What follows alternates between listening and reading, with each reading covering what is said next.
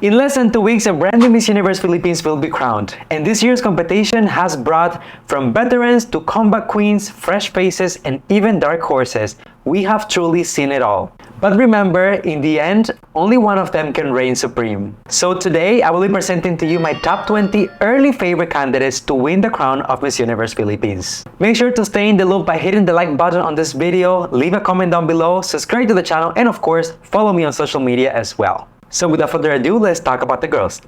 One thing that I notice when I'm delivering this type of rankings is that sometimes my feedback for girls who are within the same category can be quite similar. So instead of beating around the bush, I am going to present you my ranking for the girls from the 20th position down to the 11th. In my opinion, all of these girls have showcased enormous potential, charisma, strong advocacies, and technical skills all throughout the competition. If they're able to keep up the momentum, I see no reason why some of them wouldn't be able to penetrate the top 10 or even top 5 of the competition. And now the time has come to talk in details about my top 10. At number 10 on the list, I want to highlight Miss Palawan, who for the past couple of weeks went from being a dark horse to now be considered a front runner. The transformation happened in front of our very own eyes during the swimsuit challenge in Boracay. I don't know if it was the magic of being back home, but Dr. Raven really managed to stand out. And it is undeniable that she has also been building a very strong fan base. So if the stars align, she might come out successful during finals. At number 9 on the list, we have Miss Southern California,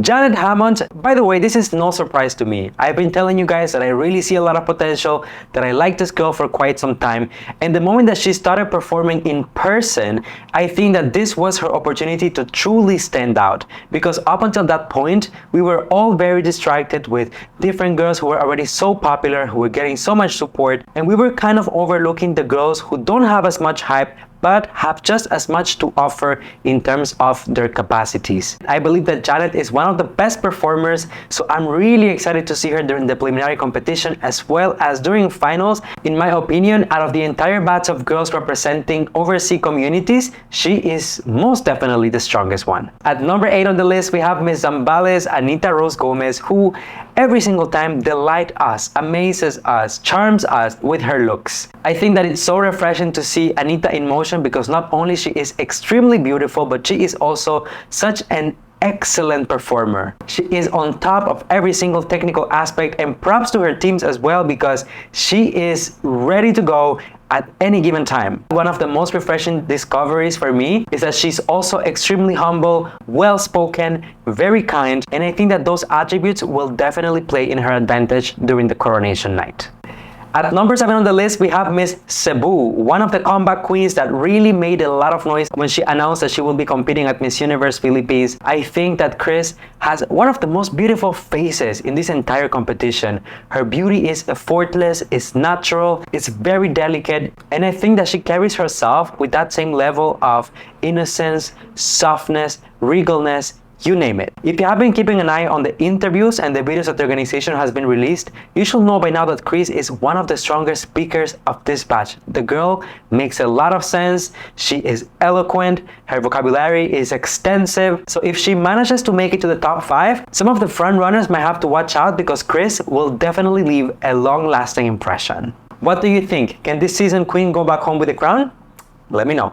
At number 6 on the list, we have Miss Baguio Tara Valencia, who in my opinion is one of the biggest revelations of this entire batch of Miss Universe Philippines. At such a young age, she has managed to leave such a long-lasting impression in the pageant community. She has been able to build such a strong fan base, and she has delivered quality for every single one of the looks, every single one of the challenges, and in every single one of the public appearances. There's a lot of things that will set Baguio as a front runner, and I believe that in terms of performance, she is one of those girls who will definitely overshadow most of the competition. And to be honest, the only reason why I'm not putting her directly into the top 5 is because of the comm skills.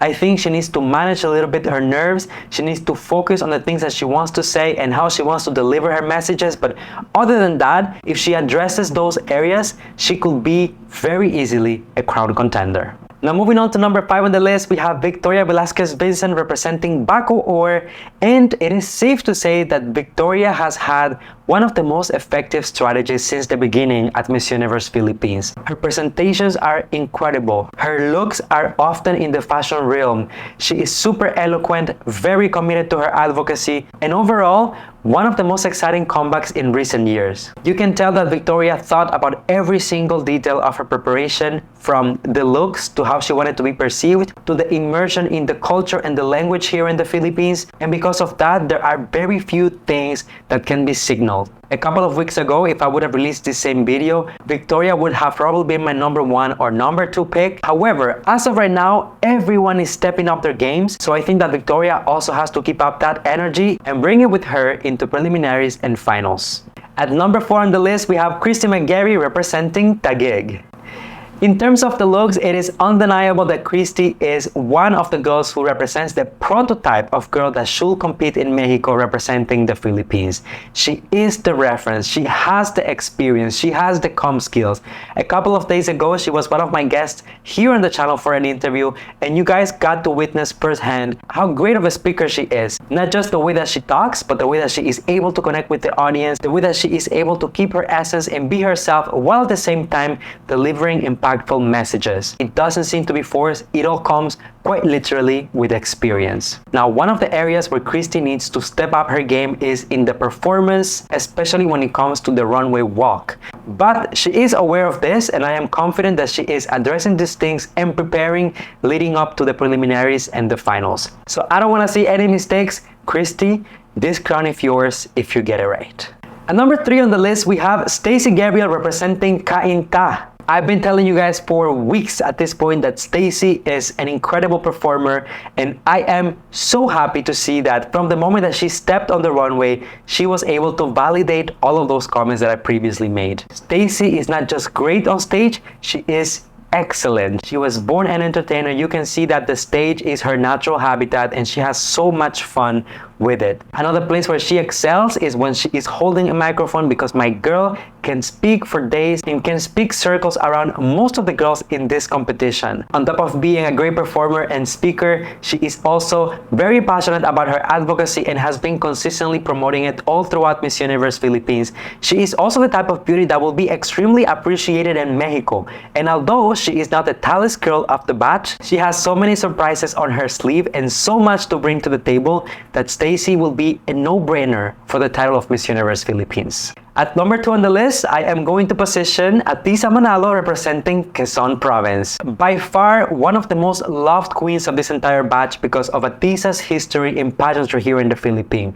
Not only being one of the fan favorites during Binibining Pilipinas, but also ending as a first runner-up at Miss International, she will forever be appreciated because of her legacy. Coming back to Miss Universe Philippines, she demonstrated her skills and her commitment, especially with her rebranding, making sure that she addresses the areas that needed preparation because Miss International is so radically different from Miss Universe. It is a no-brainer. You just have to look at her to see that all of the work has been laid down. She is strong, she is fierce, she is confident, she's a great speaker, she's charismatic, and in a lot of occasions I mentioned that I wanted her to give us the X factor, that something was missing, but at this point in the competition, I feel like Atisa is at her very best. So if she's able to keep it up for only a couple more weeks, she could be the one to beat for the Miss Universe Philippines crown. And now, ranking at #1 on my list, we have Miss Iloilo, Alexi Brooks. If I'm being honest, I feel like right now, the public is split when it comes to Alexi. We have the people who absolutely love her, who believe in her, who see her not just as the next Miss Universe Philippines, but potentially as the next Miss Universe. And there's the people who don't believe in her, who say that they don't feel represented, people who think that she is overhyped. But when you look at facts, it is undeniable that for the past couple of weeks, Alexi Brooks has been consistently putting in the work and delivering during every single one of her performances. We already know from even before the beginning of Miss Universe Philippines that she is an excellent speaker because of the way that she has been handling herself publicly and even during her provincial pageant in Iloilo. I would also like to highlight that out of my entire top 5, Alexi is the only girl who had to compete for her title in order to make it to Miss Universe Philippines.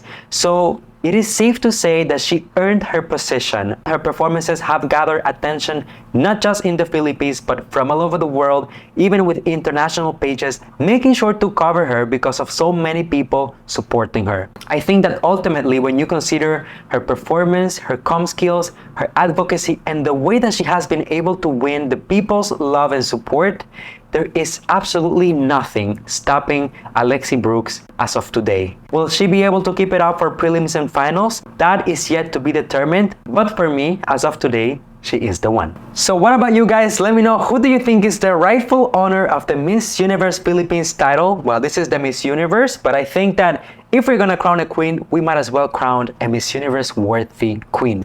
So I will be reading you in the comment section down below. Let me know, what do you think about my picks, my comments, my feedback? Do you agree? Will you remove someone, put someone in?